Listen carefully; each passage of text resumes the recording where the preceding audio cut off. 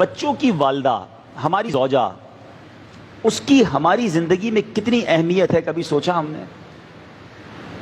ایک سوال کرتا ہوں میں آپ سے کہ شاید ہمارے بچوں کی والدہ جو ہے ہر نماز میں ہمارے لیے دعا کرتی ہوگی، اس کی ہر دعا میں ہم شامل ہوتے ہیں، ہماری کتنی دعاؤں میں وہ شامل ہوتی ہے؟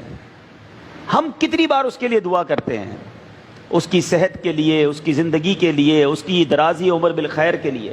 وہ تو اپنے سہاگ کے لیے، اپنے سرتاج کے لیے، اپنے شوہر کے لیے دعائیں کر رہی ہے، ہمارے کاروبار کے لیے دعا کرتی ہے، ہمارے پرابلمز دور ہو جائیں اس کے لیے دعا کرتی ہے۔ ہم اپنی، جس کو ہم وائف کہتے ہیں، زوجہ کہتے ہیں، اس کے لیے کتنی دعائیں کرتے ہیں؟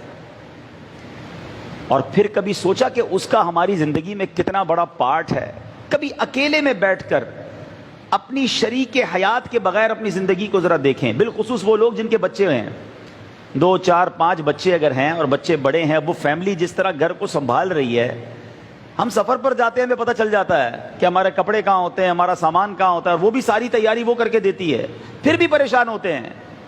اگر وہ زندگی سے ہی چلی جائے تو کبھی سوچیں کہ ہماری زندگی کیسی ہو جائے گی؟ جن میاں بیوی میں محبت ہے نا، اللہ کی نعمت ضرور ہے، مگر جب ان میں جدائی ہوتی ہے، اور اگر بچوں کی والدہ پہلے چلی جائے، کیونکہ میں نے بہت کلوزلی اپنے والد کو دیکھا ہے، میں نے اپنی ایک آبزرویشن ہے میری، ہو سکتا ہے غلط ہو، کہ شوہر کا پہلے انتقال ہو جائے نا تو بیوی گھر سنبھال لیتی ہے، بیوائیں بہت ساری ہوتی ہیں، کیونکہ اس کو پہلے بھی گھر میں رہنے کی عادت ہوتی ہے، بچے سنبھالنے کی، فیملی سنبھالنے کی، اسٹیبلش کرنے کی عادت ہوتی ہے۔ شوہر پیسے بھی گھر سے باہر کافی عرصہ رہتا ہے، لیکن اگر زوجہ کا پہلے انتقال ہو جائے تو والد کا گھر سنبھالنا یہ بہت مشکل ہو جاتا ہے، اور وہ بہت تنہائی فیل کرتا ہے۔ تو میرے بیچ اسلامی بھائیوں، اللہ کی اس نعمت کی قدر کیجئے۔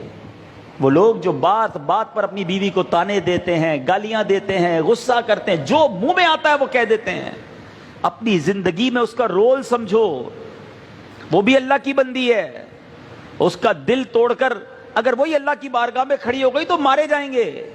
جہاں دوسروں کے حقوق ہیں وہاں زوجہ کے بھی حقوق ہیں، کبھی اس سے بھی مسکرا کر بات کر لو، کبھی زندگی میں اس کا بھی شکریہ ادا کر دو کہ آپ نے میری زندگی میں بڑی آسانی کی ہوئی ہے۔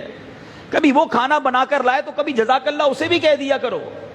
ہر بات پر جھاڑنا، لڑنا، جب غصہ آیا اسے کچھ کہہ دیا، یہ نہ کریں۔ میں اللہ سے دعا کرتا ہوں کہ رب کریم جن کے جوڑے سلامت ہیں اس کو سلامت رکھے، انہیں جنت میں بھی ایسا اچھا جوڑا عطا فرمائے۔